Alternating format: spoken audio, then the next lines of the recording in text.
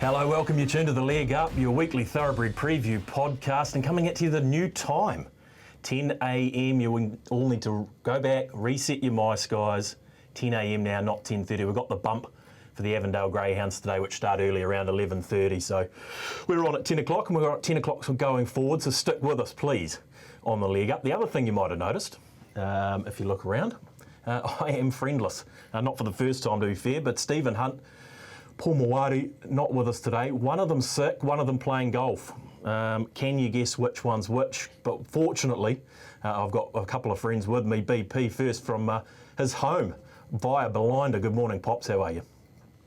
Oh, I'm very good, thanks, Thad. Nice to be joining you. I'm pretty sure Stephen's not that good at golf, so I'm just going to have a guess that maybe Paul Mawari's out having a hit this morning, which is very rare for Paul Mawati to get a round of golfing during the working week.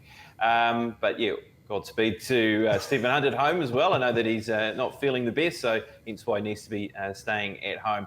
What a weekend of racing we saw last weekend as we build into what is a fascinating weekend this weekend, of course, on both sides of the Tasman with our racing out of Manawatu, but also our eyes fixated on out of Australia. Can Murray Baker get one more derby? He has a great opportunity of doing that, of course, with how Regal Lion performed on Monday.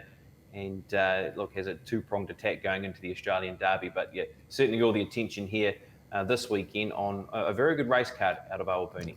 Yeah, good old Gino got the job done, BP, last week at Tauranga. He did. Look, he loves 1,600 metres, doesn't he? And he's a horse that was questionable on the ground. He's a horse that doesn't have the heavy track rating going into it, but he was the best 1,600 metre horse in the race in terms of what he's done this season. He's been Group 1 placed over that distance in a Windsor Park Plate, and he was very close up in a Captain Cook Stakes also. So he gained a good victory. Look, all horses were given their opportunity. They were stretched right across the track. They were trying to find their right path in the Group 2 Tauranga Japan Trophy. And Gino Severini was the winner there. And Irish Girl down south, putting all that consistent northern form line, taking out the Valachi down South Island Breeders' Stakes on the weekend, and was very well back too. Late in the piece was Irish Girl. Yeah, she was very good. Dominated them down there, Irish Girl. Look, when you're in trouble, when you're out of friends, when you need some support, you call on this man, the Phil Blake of TAB Trackside, New Zealand. Good morning, Aiden Rodley. Thanks for stepping into the breach for us. Good as gold. I think that's a rugby league reference, and my rugby league knowledge, I can hardly tell even what shirt that one that BP's wearing is, so you'll have to forgive me on that. But yeah, I'm really looking forward to being part of the action, especially trackside tomorrow at Awapuni as well, where the action is hot. You know, we've got a Group 1 race, a really good undercard. That Awapuni Gold Cup has real depth this year, and yeah, we'll be part of the action on trackside there at Awapuni. Yeah, your thoughts on Irish Girl, Aiden? You were keen on it last week in the Breeders. She did the job well, didn't she? Yeah, she did, and she was just in the right place. Actually, I was speaking to a rival trainer this morning, and saying that she didn't get re-handicapped. I was just going back and checking. Yeah, she never got re-handicapped for that win last week as well. So a Group 3, obviously, she was the highest rated horse, but no penalty points for that as well. So she'll be really well rated going forward as well. So yeah, a good win. The field wasn't too bad as well, so Luminous had been really good in the lead up to that, and continued to really impress that horse too. But yeah, Irish Girl getting the job done, bringing 4 Ellerslie placings to that race, and the form was the right one. Yeah, it was indeed. Well picked from you. Right, guys, we'll start with the maiden of the week, BP. We've got a bumper weekend of racing, as you boys mentioned, obviously looking at Awapuni, but we want to start with your maiden of the week. We've beaten way in here, surely. They're going to be following us in here, and I've got no doubt. Look, you'd think so. On what was a very good racing card out of Matamata, and there were some nice winners. One really stood out above the rest, wasn't it? And that was the win by the 3-year-old filly by Turn Me Loose by the name of Victoria Rock. The reps going into this race were strong. You could see that through her trials, where she was unbeaten at the trials. She got a little bit hot round at the start, but the big girl really did put them away, didn't she? And closed off at a cramped price of $1.40. And boy, she won so easily in the end, Thad. Yeah, look, I mean, it was an impressive effort on the eye. She sidled up to them, BP, didn't she? And just, you knew the race was over at the 400-metre mark when Opie just pulled her out, and away she went. Stephen Hunt, even though he's not here with us today, he did manage to crunch some numbers around Victoria Rock. And look, you're on the eye, very good. Look, they didn't make much time to the 600 metre mark, minus 6 lengths off par there, but got home very, very strongly indeed. Overall rating 1.6 lengths above par, and it's the way she did it as well. So you'd expect that there was natural improvement off that, and she still was 1.6 lengths over par with that win. And most interestingly for me, BP, was she was 3 lengths superior to the other 1200 metre maidens on the day, and that was Orange Pearl and Uderzo. So she certainly looks like she's got a future, doesn't she? She does, and Uderzo was very good as well with how that horse won. Look, if we didn't have Victoria Rock winning like she did, you would say that was almost a notable mention for Maiden of the Week, Uderzo, with how that horse came from back and last and really reined them in. And Orange Pearl, a good victory after what was just a nice first up run to the races. So overall, I think this is a meeting that we can take a number of notes on. So yes, Maiden of the Week, Victoria Rock, and very obvious and has stood up to that, but you'd almost say that meeting could be a race meeting that we can leverage off for any horses that are running through the autumn and maybe keeping our eyes on into next season also. So yeah, good race meeting, that one. Yeah, it was very strong, wasn't it? Like they were probably leveraging into those autumn features or some of those autumn races, BP, you'd say. So it was a strong meeting, wasn't it? It was, and the 2-year-old race too. I think that's a very good guide, that particular 2-year-old race. Some of them might only have a couple of starts and then look to get themselves ready for a 3-year-old spring campaign. Tiako had a number of horses. They had 3 in the race. The horse that ran second, Dignitosa, was a horse who sat 3 wide off a wide gate and did a really good effort to finish into second position. Beaten by a nice horse from Challenge Syndication. So I just feel as though that's a race we can keep tabs on, just like a number of other races throughout the day. Oh, I didn't mean to bring up that 2-year-old race with Enraptured winning that. What was it, 26 into 12, Pops? They didn't Something like that. Looks like, you've got some bad memories there already on that horse. The Challenge team, they know how to get you too, Thad. They seem to come in their droves on their horses. Good luck to them as well, and well done for gaining a bit of that $26 if they did get some. Oh, there's plenty that did, I can assure you of that. Well played there from the Challenge team. And Adrian Clark with Enraptured winning there on Mudda Mudda in the 2-year-old race. Righto, guys, we've got a bumper card at Alpuni, as we mentioned. We've got 4 races we want to highlight there, and we're going to start with race number 4, the Manawatu Classic, over the 2,000 metres for the 3-year-olds. Headed up by On the Bubbles, $2.10. Ruark, very good winner last time, $4.80. Pinarello, $5. Ling Zhong Feng, $10. Soldier Boy, $13. Amalfi Prince, $21. Tenzing, $26. Sporting Chance, $31. Rocket Lad, the maiden by preferment, running good races, $40-1.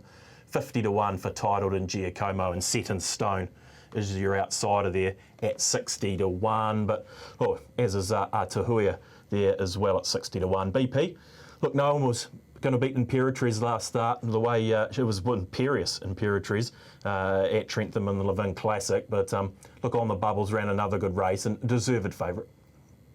Look, he is, isn't he? And this is a classic case of On the Bubbles, a Group 1 performer at 14 and 1,600 metres. Of course, the winner of the Manawatu Size Produce Stakes last year versus horses that have performed over distance, and a couple of Derby contenders who ran 4th and 5th respectively in the Vodafone New Zealand Derby. I speak of Soldier Boy and Pinarello. So this is how you have to try and weigh the race up with him getting to more distance for the first time, 2,000 metres, up against some horses like Pinarello, who was very well favoured going into the Derby with how that horse was able to win the 65 over 2,100 metres when trying to, work out his performance versus La Creek. And many thought it was a race between those two with how they went into the Derby. He finished into 5th position. Soldier Boy, who went round at massive odds, still fought on and put up a courageous effort to run 4th in the Derby.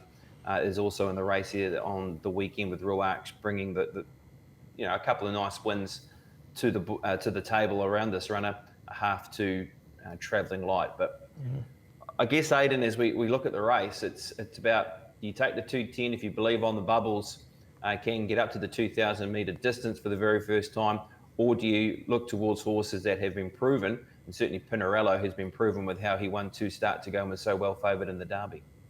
I think, Brendan, that you just rely on his class. He is the class act of this field. He won the Sires this day last year. Obviously, he'd won a Karaka Million, and he's been very good right throughout the preparation. And I think you've got to be forgiving of him a little bit in that Living Classic last time out. He was just in that pocket, basically turning from home. Just nowhere to go, right the way down till about the 250-metre mark when Jonathan Parks has had to ease him 4 wide off heels. And then he's really taken ground off Imperatriz at the line, 3/4 of a length. So from where he's come from, very good run.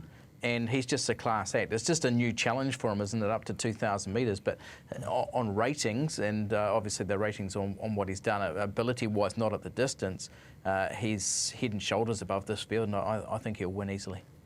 Oh, win easily. I like this comp. Coming in straight off the bat with a nice sort of strong confidence.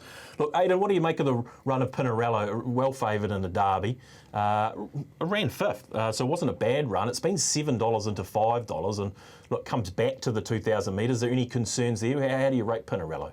I think you rate Pinarello a lot on what he'd done in the Derby lead-up when he was just decisive, and he bounded into, second favouritism for the Derby off the back of that run. Nothing went right for him in the Derby. He just got back and he got shuffled.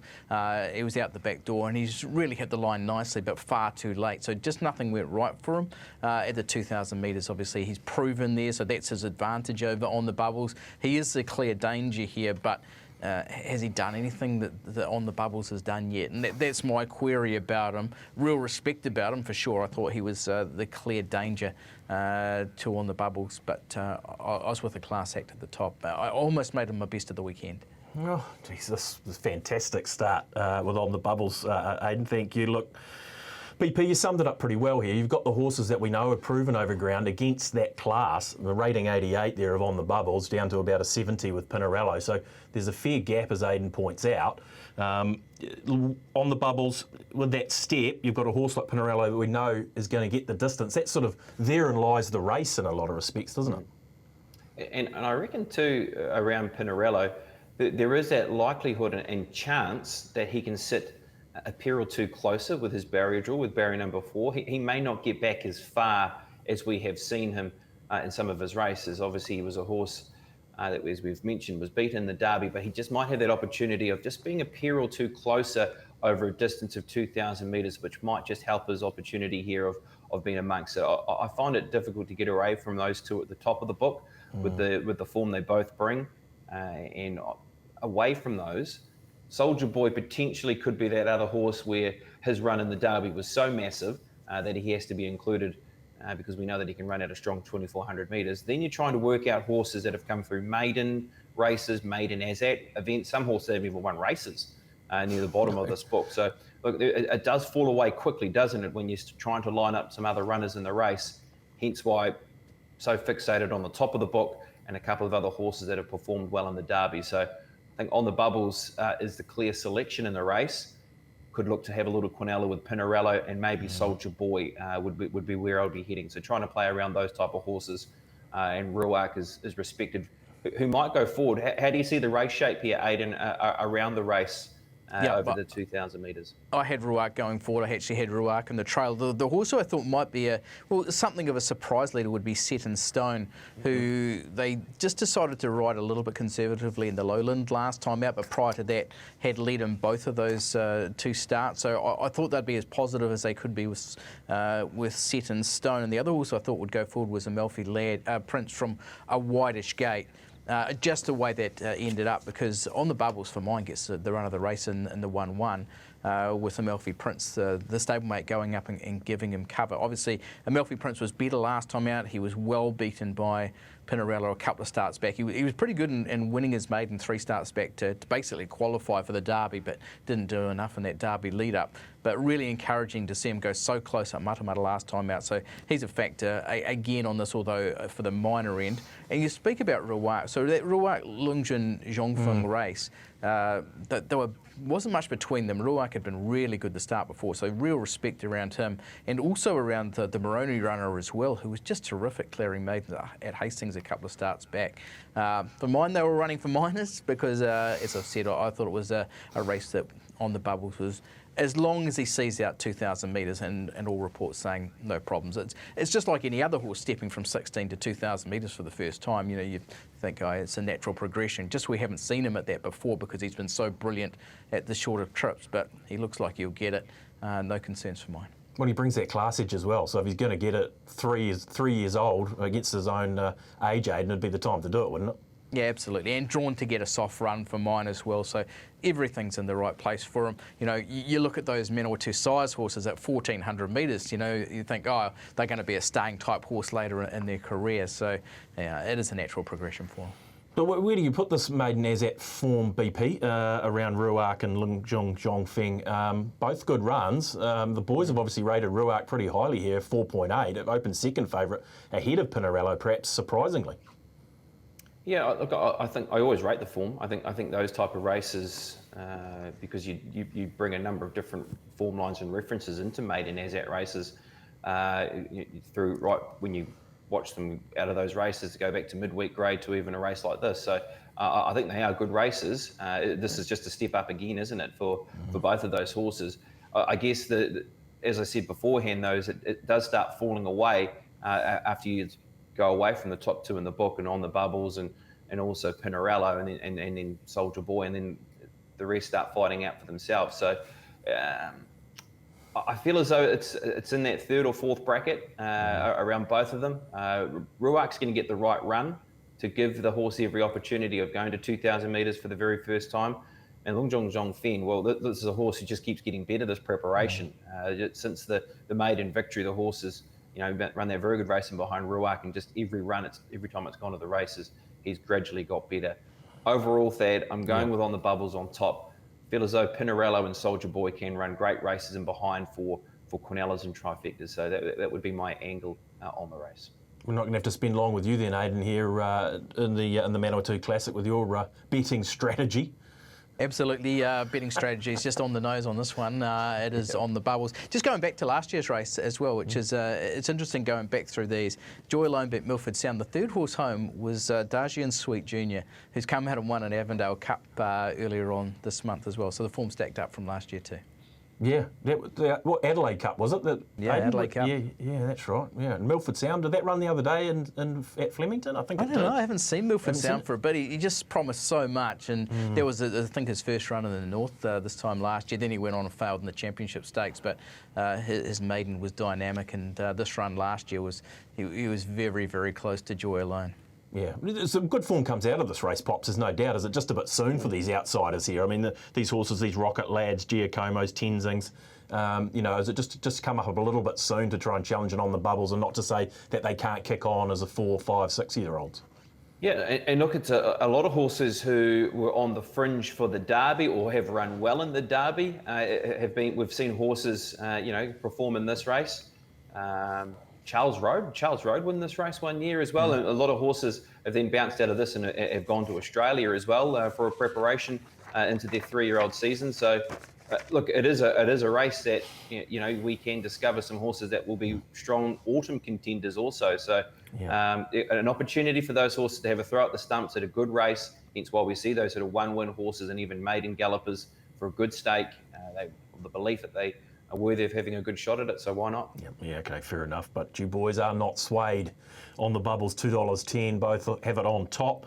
Soldier Boy and selections Pinarello as well, but the boys very keen, thinking the gelding on the bubbles can do the job over 2,000 metres for the first time, no problem at all, and drawn to get that sweet run. Guys, we're going to move on. Race number 5 on the card is the Bramko Granite and Marble Flying Handicap over the 1,400. Going to need your help here, team. Brando's our favourite at $5. Faithful Feet, $5.50. Belclair's been a little bit of a mover into $5.50. Tavere, $6.50. One more time, $7. Pre-defer, 9s. Love for All, 15s. Providence provides $16. Miss Cartier, a popular horse always, $18. Cavello Veloce, seeing a little nibble here out at 26, along with Raposa Repeater and Germanicus. And as I scroll down, we do have an outsider. Wicket Maiden at $61, the 13 in the book. BP, Jeepers Creepers, this is why you paid your money to try and decipher the flying stakes, please. Gee, it's the betting race of the features, isn't it? This is a race full of depth and very hard to try and work out. At the top of the book, you've got horses that are Group 1 performers. Of course, Predefer with the 61 kilograms has been Group 1 placed this season. And of course, Brando, at his last start to the races, finished into third position behind Mascarpone, that in the Weight for Age Classic, and comes back to 1,400 metres. And then away from those two horses, you've got stakes performers like Faithful Feet, for instance, who was a very narrow defeat behind Dragon Queen in the Westbury Classic when running second. You've got form lines through horses like Providence Provides, who was very good through the spring. Tavere's an up-and-comer. One More Time, a very well-backed horse who beat Irish Girl last time to the races. And then you've got Germanicus and Cavella Veloce and Belclair, who's in form. So all that put into the melting pot gives you a very good race, but also awkward to try and work out. Look, it's a race where we see speed from horses like Belclair, who likes to go forward and running, is drawn in barrier number 8. We've also got Faithful Feet, who can take a position, and also the 10 horse in One More Time. One More Time's a runner that has really come on this preparation. I've been impressed with what she's done. Just the barrier draws niggly, isn't it, for her? Hence why we've seen that little price move outwards. Maybe if she'd drawn a touch tighter, she'd be, more in the market. But her run when beating home Irish Girl, a very well played run over the 1,400 metres.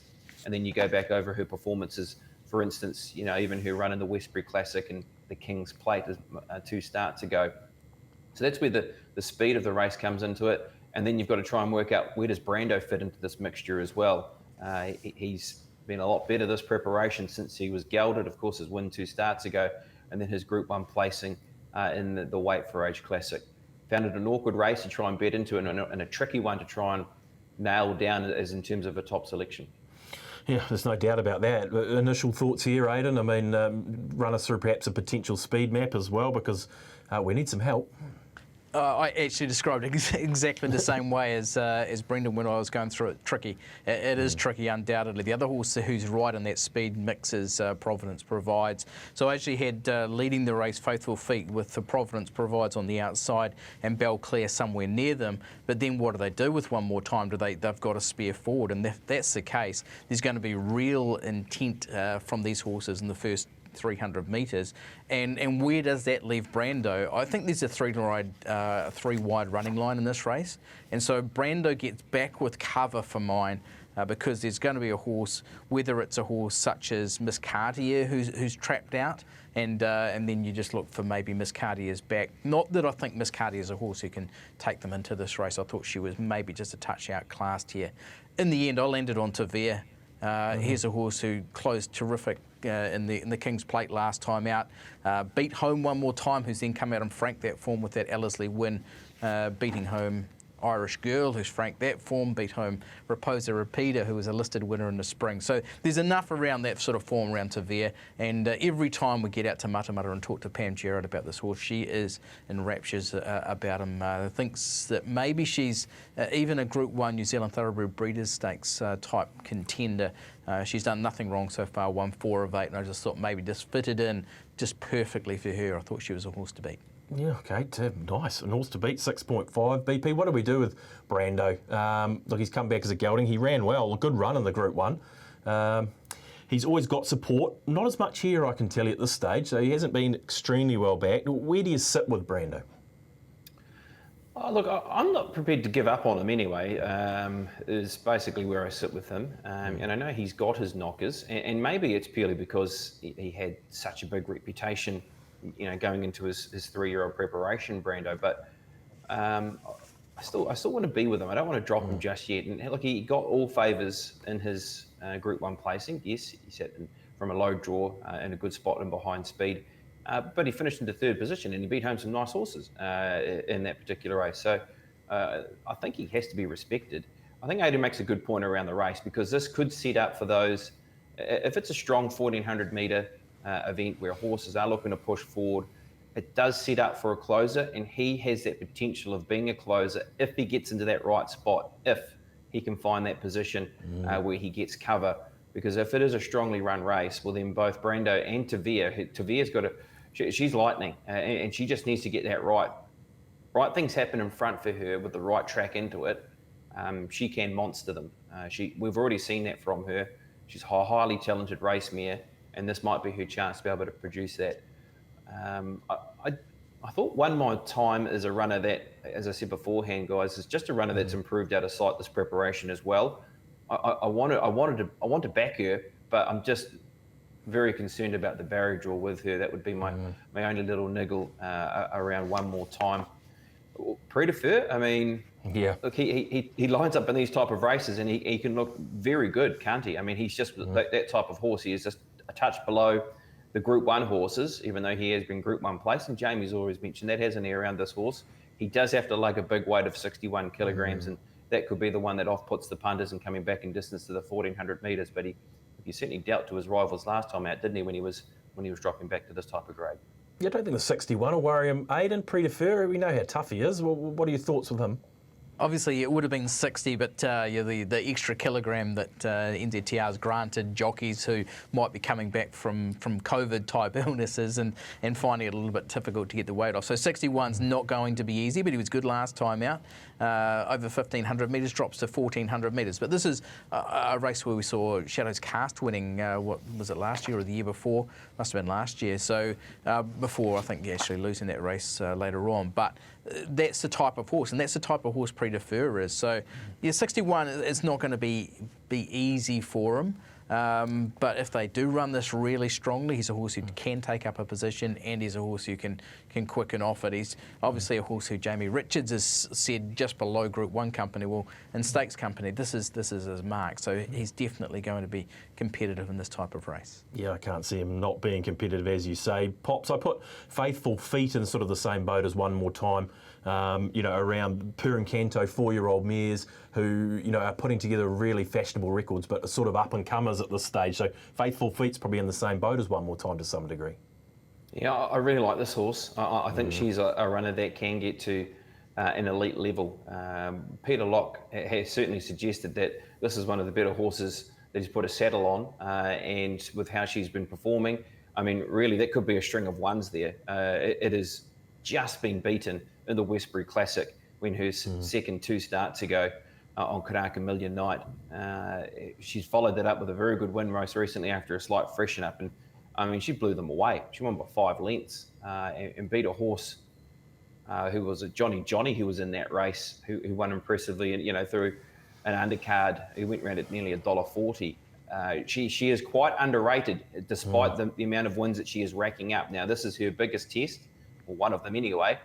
She went pretty close in her biggest test 2 starts ago. So why can't she be a part of this? It's just a matter of what happens up front and how many attackers there are. Because if she can find a position where she is just tucked up against the rail and she's following good speed, if horses like Providence Provides and One More Time are those 2 horses that want to go forward and take a position, and she's happy to take that spot just in behind, well, she just could be in the sweet spot also and be ready to produce. And if she can unleash in what she's done so far and her recent racing, I wouldn't be surprised that she can be a part of it. I've got her high in my numbers.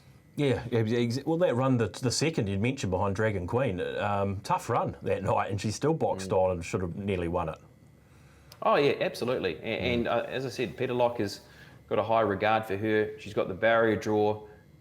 So look, I think she can go on any type of track condition. Doesn't matter if the rain does arrive. We saw her win on that, what was a slow surface out of Tauranga. There's going to be some forgiveness in the ground with the tracks around the 5 at present, so that should be no issue for her because she gets through the dead track conditions. So, I think she's up there as one of the ones to beat. Okay, she's in play. We're currently a dead 5, as BP mentioned. Weather looks all right, Aiden, though. We should be playing on a 4 or 5 at worst, certainly. I'm no forecaster, but hopefully we are. And obviously, we're using that outside bend. There's a suggestion that they'd be making a decision on whether they use the outside or the inside bend on race day. And we got out to track work on Tuesday morning with trainers just hearing that news coming through overnight, and there was just universal there was disquiet, let's say, among trainers when that suggestion was made. So hopefully all good. We just don't want to be seeing the track conditions getting too wet. Although so many of these days over the years have been run on slow tracks, you think even to last year as well. But it's an interesting one. This one, I think this race is actually stronger than the Westbury Classic, just to line up the faithful feet form. But you can't knock what she's been doing. I thought there were a couple there at bigger odds that you just want to consider. Cavallo Veloce's run in the Lightning was excellent. Came from a long way back, ran the quickest last 800, 600, 400, 200 of that race. And I think at 26s is the real value of the race. So it surprises me to see that sort of price around a horse who did what he did in listed company last time out. And the other horse I thought was Providence Provides. You think back to the Canterbury Breeders' Stakes when she basically had that race won, and she does have speed to get herself into the race. I think she's a contender in the race as well. But really good race. On top for me, Tavere ahead of Brando, but after that, there's a heap of chances and what is a really good edition of this Flying Stakes. Yeah, 100% it is. So Aiden is obviously with Tavere, 6.5 currently. BP, how did you line it up in the end? Not easy. No, it's not. And what you could do is you could try and have a bit of a split bet here. So you could look to try and find a runner that is going to be in front or in or near the lead and have something on that runner, and then halve your stake and put something on a horse who could be a back marker like a Brando or a Tavere. So try and work the race in that favour. And look, it's not guaranteed. Nothing is guaranteed, but it might just be able to give you a runner in two different positions. One up front, if they are going strongly, it does mean it could play into a horse that you're on at the back of the field. So look, I'll go with Faithful Feet, and my mixture for my back runner is between a Tavere and Brando, and I'm not too sure which one to go for there. So that's how I'm going to work the race anyway, somewhere like that. And I think it's a good way to do it because of a $5 favourite, for instance. Yeah, exactly. It's the race to do it, isn't it? I mean, Aiden mentioned Cavallo Veloce, Providence Provides. Is there anything down that page that you might consider having a little fiver on? Well, I mean, Cavallo Veloce is a good little nudge there from Aiden. I mean, the Can I Get an Amen reference is one that we were all around, into that race last time out at Trentham because of the form out of the Telegraph. So if you try to leverage off that and extend a branch off that form line, well, yeah, he certainly is a touch of overs, and punters have already taken some of that. What was it, 31s on opening, going to about $26 and now for Cavallo Veloce. So it might be a nice little first four, mate. Yeah, exactly. They've had a little nibble, no doubt, on Cavallo Veloce. A bit of money for Prix de Feu. Belclair's been well backed and will run an honest race. A BP with Faithful Feet. Aiden with Tavere in this year's Flying Stakes. Right, guys, race number 6 is the Group 1. Courtesy Ford, Manawatu Size Produce Stakes. For the 2-year-olds, over the 1,400 metres, Dynastic, your $2.50 favourite. Maven Bell's been a little bit of a mover into $3.60 off an opening line of $4. Wolverine, $3.80 first up into this. Lickety Split. $7, good win last time, beating the favourite. Best bestseller, speaking of challenge syndications, $15, Andalus $26, Whitac $31, good win last time. The Racketeer $41, Timeless $60-1, and New Orleans Jazz, you're outsider here at $80-1. BP, the Karaka Millions winner, Dynastic heads this market 2.5. Yeah, look, it's a race where you've got the Sistema trifecta and then one of the favourites for the Karaka Million and Wolverine, with where things sit at the top of the market around these 4 runners. Lickety Split, a horse who won the Sistema, has to jump from a barrier draw that makes it awkward, doesn't it, for her, where she's drawn out in barrier number 9, where her first 2 starts around Ellerslie. She had that opportunity of following the rail or close to it from barriers 1 and 2. So that will be her first test in her 3rd start to the races. And hence why we're probably seeing her quote at $7 and maybe not a touch tighter after beating home, a couple of her key rivals here in this race. Maven Bell was desperately unlucky in that race in the Sistema.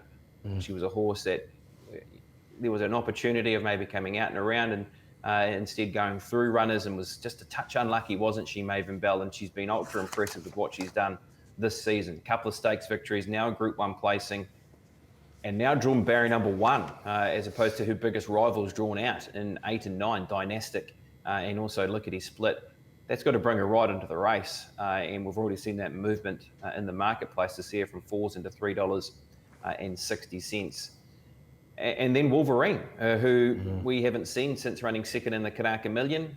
This is a race I've identified for local trainer, and also a very good trial leading in. So look, they are the obvious ones, aren't they? And then you've got Bestseller, who's the horse who bounces out of the Mudda Breeders when beaten in behind Maven Bell.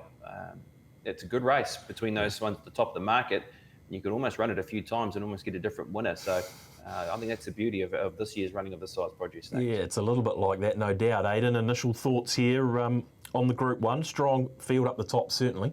Yeah, absolutely. I don't think it's anything over those top 4. And then you've got to have respect around the next 2 as well, Bestseller and Andalus on what they've done also. But what do you take out of the Sistema Stakes last time out? Do you say that maybe Dynastic might have been a touch underdone because he looked to have them shot to bits and then just peaked on his run and was a sitting duck, and we saw Lickety Split rip through on the inside and get the win? But maybe that's her. Maybe she's just a winner. She just wants to find the line and beat who's in front of her. I thought she led here actually from the outside draw. I thought that was their option to go forward. I've mapped her in front of Timeless and Dynastic. There's talk that certainly Dynastic has taken improvement from that run, because obviously you put what he did in the Karaka Million down as a yardstick to his ability, and he's got to be right there. The word from the stable on Tuesday morning was that he got towelled up by Maven Bell in Trackwork Gallop. It had been the other way on the Saturday, but 2 days later, or 3 days later, the filly had got the better of him. So I think they're expecting more from Maven Bell, who was luckless in that Sistema last time. We're needing to get going. Just was held up and wasn't that far away. She does look, well, the more you look into this race, you more say, well, you know, she's well capable of winning it, and is maybe she the obvious horse in the race. So another thing I just went through last night, the last colt to win this race was back in 2007. So Dynastic does have that against him as well. I read that tweet last night. That's an incredible stat, surely. Yeah. I can't believe that. Who was it, 2007? Who was it, Aiden? Yeah, Night Lion, who then went up to Hong Kong, and I think he was gelded before going up there, but he was unbeaten in New Zealand in 3 starts, and this was the last of them. I think it was Brendan Horton's only New Zealand Group 1 win. Of course, he was training in partnership with his dad, Keith, at the time, and from memory, I think Lynn, Keith's wife, had a share in the horse as well. Oh, magic stuff. Right, well, BP, look, I sat in the meeting with the lads around this one, and the thing about Lickety Split was a couple of things. You mentioned them too. The gate was one that they thought was a bit iffy for it. Aiden might have ruled out that problem if it does go forward and try and lead. And the other one was exactly that. Dynastic might have that natural improvement, and Lickety Split maybe has found its mark. Do you buy that theory, or where do you sit with that theory?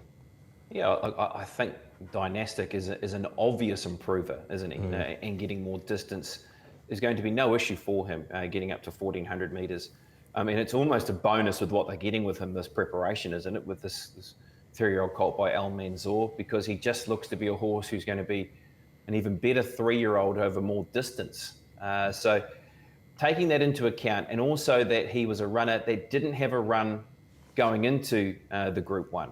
He had a trial on the 1st of March, as opposed to going through the Waikato Slipper, which is a line that Tiako have taken a number of times, using that race with their Karaka Million runner or winners to then use that as a springboard heading into the first Group 1 in the Sistema Stakes.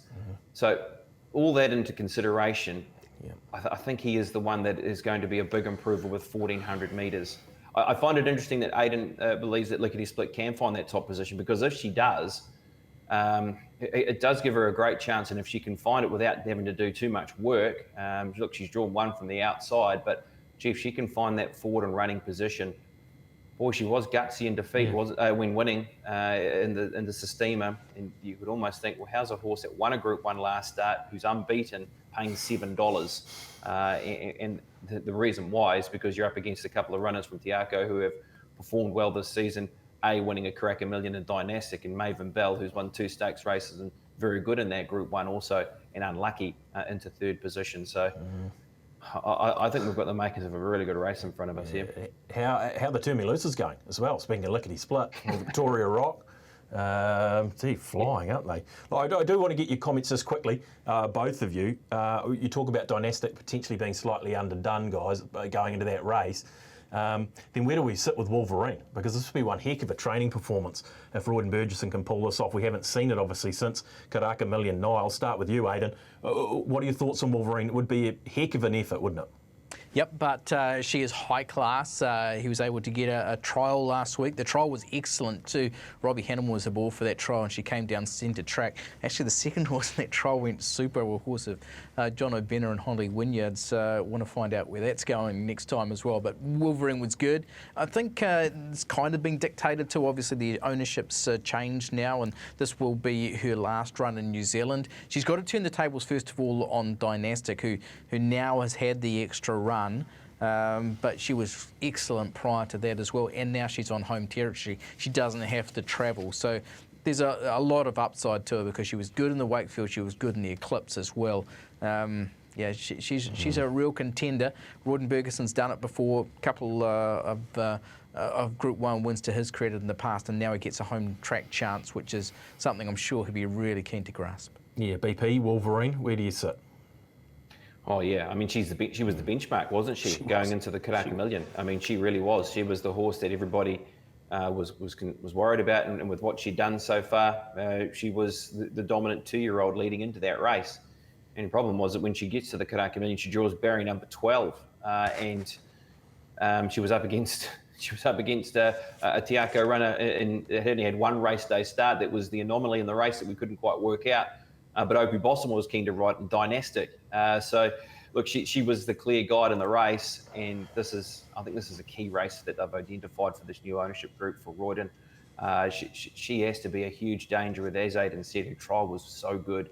You have to go back to Melody Bell going from a Karaka Million run and then not running until this race. She's got a barrier draw. It'll be interesting to see what they want to do from her draw. Aiden, I'm keen to get your thoughts here around Dynastic, but what do you believe that Opie wants to do here with Dynastic, and especially with that speed that you're talking about coming from out wide? Is he a horse that can look to try and track and slide in? Well, that's my quandary with the speed, is that there just doesn't seem to be any. So I'm sure Opie will want to be up there. I've got the horse, basically outside the trailer. So there's just no speed here, unless there's intent from maybe an outsider. Do we see Timeless push the button and go forward, or I don't know. There just doesn't seem to be a great deal of speed here. And being 2-year-olds stepping up to 1,400 metres for the first time, they won't want to run them ragged. So if you can get into a spot, it's a long time before we saw, Luna Rossa come from, off the screen and winning a race like this. So I think, we'll see those horses take positions and be real advantage from being there. So Dynastic positive in the first 3 for mine, with Lickety Split. The other horse who's right there is Timeless, I think, can be in the trail. And then Wolverine is close. I think Wolverine can maybe potentially even get the 1-1 here. And if she does get a soft run, the softer the better for her. Like you say, she hasn't raced since Karaka Million time. Then she could be really potent at the finish of this. Yeah, okay. That's good. That's very interesting about the map. You make a very good point about not wanting to bust a gut over the 1,400 metres. BP, surmise the size produce for us. If you're having a bet, how would you attack? Look, Maven Bell drawing barrier number 1 was a massive asset for her chances, wasn't it? I mean, we've seen her take that position at Te Rapa and win and get across heels, and she's been devastating, in all 3 of her victories, and things just didn't quite go to plan last time to the races. So I can understand the move from $4 to $3.60 because she's drawn 1 and with how unlucky she was. But is Dynastic just that horse that can be an improver again off what he did last time out to 1,400 metres and with Opie aboard? So I don't find much between those 2 horses. Yep. Dynastic just in front of Maven Bell. In fact, I don't find much over the 4 in the market, to be completely honest with you. Yep. If Lickety Split goes forward and finds that position, well, she's going to give herself every opportunity. We haven't talked much about Bestseller. They were very much more positive with her last time to the races when from a middle barrier draw, they put her close to tempo, where we've seen her getting back and hitting the line strongly. She's a horse that's drawn in barrier number 4. I can't wait to see her as a 3-year-old filly. I think she's a horse that's got a lot of scope about her, and already what we've seen from her 3 race day starts. She could be the one away from those that are the 4 on the market, and maybe an Andalus that can be part of a trifecta in a first 4. If the race can be run for them. So Dynastic, just over Maven Bell. Which way did you go, Aiden? It sounded like you might have been Maven Bell just. Yeah, it would have been, but then you do what punters do and you look in the jockey column and you see Opie Boss in there. So in the end, you just default to Opie Boss and he'll have this horse in the right spot and you'll get the best out of him. So in the end, despite everything telling me that this is Maven Bell's race, I've gone to the Opie factor and gone with Dynastic on top. Well, they did it in the Karaka Million 2-year-old, didn't they, Aiden? And they got it. They did. Right. It was his steer. He went for the maiden, got it bang on. Obviously, even Opie, I think, was thinking that the Maven Bell might have been the better of the two when I spoke to him on Tuesday after the track work. But he's sticking with Dynastic, and I think you've just got to put your faith in him. Plenty will be, I have no doubt. Righto, guys. Race number 7 on the card, the last race we want to have a look at. City of Palmerston North. Awapuni Gold Cup over the 2,000 metres. This brings together a nice betting field. Vernon Me, $3. Deserves one. Tiptronic, 3.8. The Group 1 performer. Hypnos, very good last time, 4.5. Solar Express, 8.5.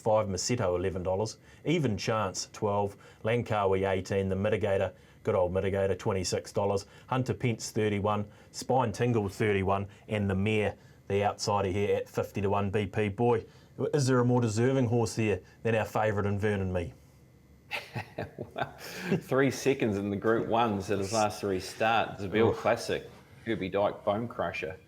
And boy, hasn't he run a race in every single one of those, has Vernon Me, on practically 3 different track conditions too. So he has a couple of things in his favour, doesn't he? He has obviously a 2 kilo difference on what I think is his biggest rival in the race, and that's the Group 1 winner in Tiptronic.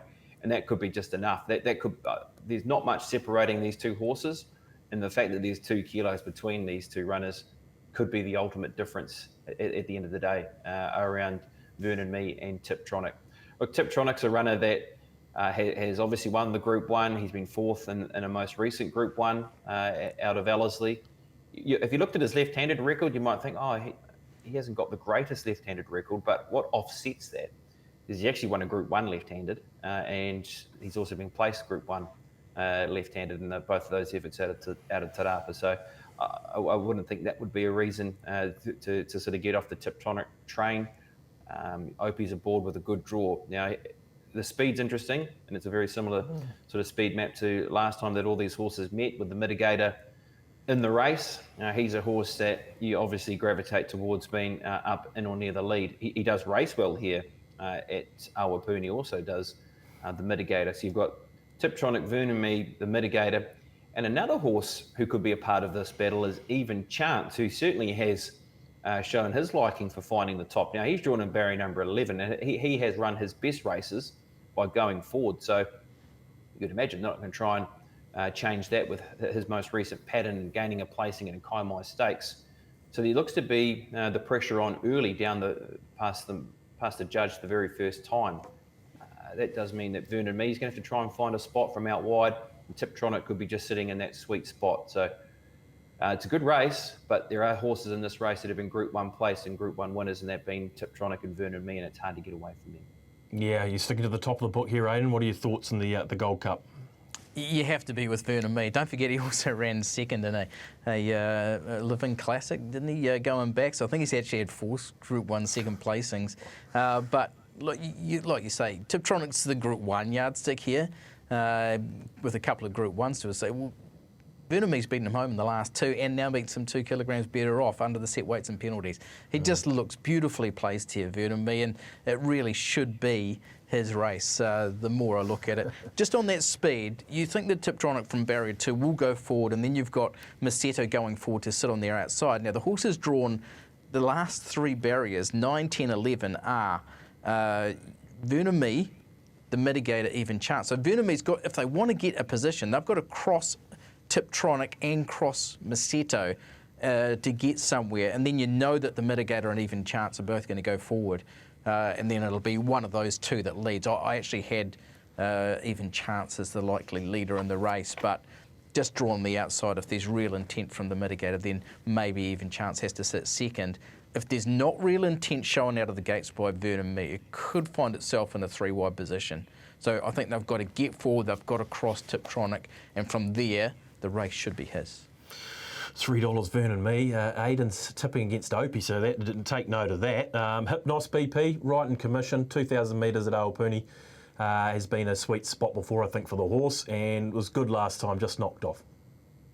Yeah, and in the right sort of form, isn't he? Raced last weekend, for instance, and running second in the Japan Trophy. He won a Taranaki Cup here at this venue a couple of starts ago at Awapuni when that race was moved to Awapuni, and that was over the 2,000 metres. So, look, he's just a good, honest galloper, and he's a horse that could benefit with how the speed might be, because he's going to just pull away from that. He has a middle barrier draw where he can just watch it all unfold. He can watch all these horses from coming out wide and coming underneath them.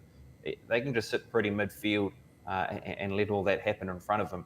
And if that is the case, and he gets the right run into it, well, I think he has to be a danger, because he's running in career best form, is Hypnos. Look, Cowell's an interesting horse in this race too, because he seems to have found some great form at the moment. He was the Kaimai Stakes winner a couple of starts ago. He was second in the South Waikato Cup. He's won 6 from 44, and he's just running in a good vein of form at the moment, is Langkawi. He sits at around $18. And then you've got sort of the CD Raider and Hunter Pence. Hunter Pence is always in and around them in sort of the Central District's Cups races at a big quote. And what about the money for Zola Express? Looks like you've had some money there, Thad. Yep. 10s into $8.50. This is a step up for her. Again, she will be aided by pressure around her. She doesn't need to get involved in any of that. Let it all unfold. Try and get a nice suck run, 3 back the fence, somewhere like that. She ran 5th in the Cuddle Stakes last time out behind Cinerama. She goes up in distance on the weekend. But yeah, interesting to see the money for her, Thad. Yeah, look, she's always a horse or mare that's well supported during the week. She's got a big fan base to Zola Express. She's in again. They are in again, rather, and very well supported, 10 into 850. So actually the worst result as it stands. BP can obviously see my screen here because there's a good nibble for Langkawi at $18. The Mackay team going very well at the moment, and Langkawi at $18, tempting a few. Aiden, some wise, the Gold Cup. You're going with the favourite by the sounds? Yeah, I am. I'm with Vernon. Actually ahead of Tiptronic. It should get just a cosy run in behind them. But when Tiptronic's won those Group 1s, he's been able to get to the front and then dictate. I just don't think that's going to be available for him this one. There seems to be really good speed early in this Awapuni Gold Cup. I understand the support around Zola Express. That Taranaki Cup second was good. He's a Wanganui Cup winner who's stepping up from a 5th placing in a Group 3 Cuddle Stakes into a more suitable middle distance assignment, but does need to improve to be turning the tables, I think, on Hypnos last time out. And Langkawi beat home even chance in that Kaimai Stakes and has gone on. But maybe the other horses that are just bubbling below the very good ones. Yep. The more I've heard the discussions and look into this, it really is, even with that tricky draw, as long as there's real intent out of the barriers to get to the fence, this horse will be winning Vernon Me. Oh, I like it. Here he is, Mr. Confident. Are you that confident, BP, Vernon Me? I'm not. No. I find it to race between Vernon Me and Tiptronic. I'm just trying to worry. I'm just worried about where he is in the run, and it has to be that intent, because if there isn't, he could get in a little bit of a sticky spot, couldn't he, Vernon Me? So if there's that intent early and he can find that position, I think with what he's done in the most 3 recent Group 1s, it's an obvious form reference, isn't it? And with 2 kilos to spare on Tiptronic, I'm playing the Quinella. I'm just going to play it safely here on these 2 runners in Tiptronic and Vernon Me, and take the Quinella on those 2 runners. And if they both get the right run, I think they'll be hard to beat. Yeah, no, it sounds a decent plan. I'm going to take an on the bubbles Vernon Me multi on the back of Aiden Rodley's comments and come find him if one of them loses on Saturday.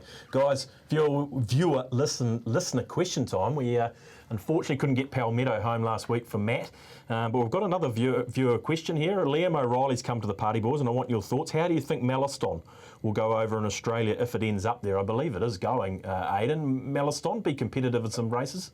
Yeah, absolutely. I think they're looking at the Hawkesbury Gold Cup, so they're just going away from the really high-class races. You thought, well, with a horse who was so impressive when he was winning the Group 2 at Ellerslie, weaving through, and he was really willing. It was a lovely ride too from Sam Weatherly that day, and he gets to go as well. He'll go over and ride Mallaston in Australia, of course, trained by his dad, Darren. So they'll get over there and pick off some just second-tier targets that will be within his realm. Obviously, what they're running for is, Group 1 prize money here in New Zealand and maybe even more. And on what we've seen of this horse, he's a real up-and-comer.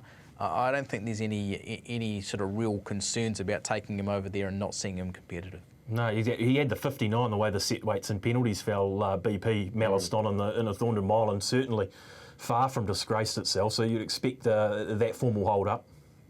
Wow. I mean, he was giving weight to the Chosen One. And, I mean, come on. He's run third behind the Chosen One, giving him weight. And we know what the Chosen One has been able to do since then. And he's, of course, just been placed again in Australia in a Group 1.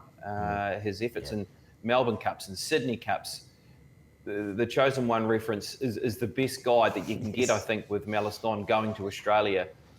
He is a horse that is definitely up to the task in Sydney. And I like the fact that they're just trying to pick off some low-hanging fruit first of all, and then look to come back and have a shot at those Group 1 races.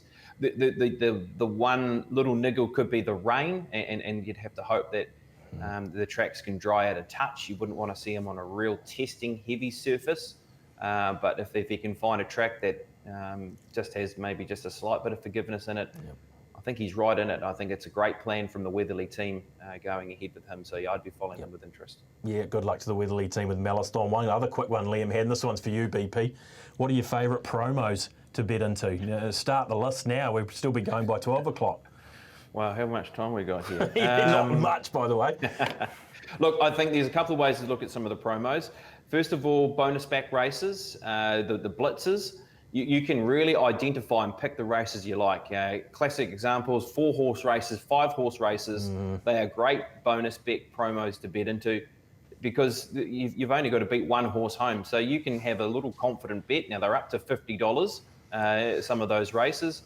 So, for instance, there was a race at Tauranga. You could have backed a horse and put 50 to win on it, and knowing that you're going to get, if you don't win, you're going to get your chance to get that money back by putting it on something else. So I think they are the best promotions going around.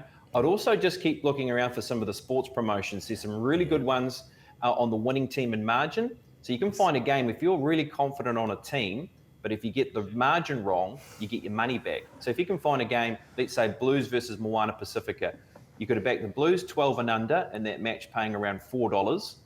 And they won the match 13 and over, but they were holding on to a 12 and under margin for so long. Don't look at your watch there, Dad, I can see you. Carry on. you could back them at the 12 and under at $4. You get a thrill all the way through to the match. They only just got nutted in the margin with a final penalty, and it was 13 and over. Hard luck, but you get your $50 back as a bonus bet so you can go again. So they're the two promotions I really enjoy. Yeah, I like the A-League one just by the by where you get the draw. If you back your team, if it's a draw, you get your refund as a bonus. But I think that's not a bad one. But Liam O'Reilly, well done. Thank you for sending those questions in. TLUfeedback@gmail.com. Please keep sending the questions in. With the chance to win a $100 bonus bet, which Liam has done. He's selected Stephen Hunt's best bet. I don't know why he wouldn't go with Paul Mawadi. He's not here, Toby Licious, last week. But Stephen's gone with Tavatak. Very impressive in a rating 65 last time. Put them away with ease, Alan Sharrock, and look, don't think it'll be the step here. I don't think it'll be much of a concern. Figures were good on the clock. Won by 4 lengths. Eased down. Won very easily. Tavatak. So Liam, your $100 is going on Stephen Hunt's best bet, which is Tavatak. Brendan, where did you land? I went with Avondale on Saturday, race number 1. Maybe go and do yourself a favour and have a look at Viztown. Rather unlucky not winning at Counties. And here we are, we're going to provide the vision for you. This horse has been blocked a couple of times down the straight. She really should have won this race. And we wouldn't even be talking about her trying to attempt to win this maiden race. Desperately unlucky in behind Rockaberry when finishing into second position over 1,600 metres. She has a good barrier draw. She was slow away in this race, but she's even run some really good races behind a little bit bossy, which of course was the eyes only on me race 2 starts ago behind Kenny Man. If she can just get that little bit of luck, she is a horse to follow beyond this race on Saturday. So I'll make that my best bet. Race 1, number 13, Viztown. Love it, Viztown. Aiden, we've got about 5 seconds for your best bet of the week. Yeah, I went to Southland, to Invercargill on Sunday. Really liked what I saw of Rube Radar, a horse who got back from worse than midfield. Gets home really nicely there in the Anderton colours. Ran the quickest last 800 of this race and just finds a really suitable race at Invercargill on Sunday. The racing down south has been of absolute top quality lately, so really looking forward to seeing Rube Radar in race 6. Yeah, absolutely. Echo those comments around that South Island racing. Gentlemen, we've got to go. Thank you for your time. Thanks for stepping in, Aiden. We always appreciate it. BP, you're always there for us, and we'll see you next week, and we'll see you next week also on the Leg Up.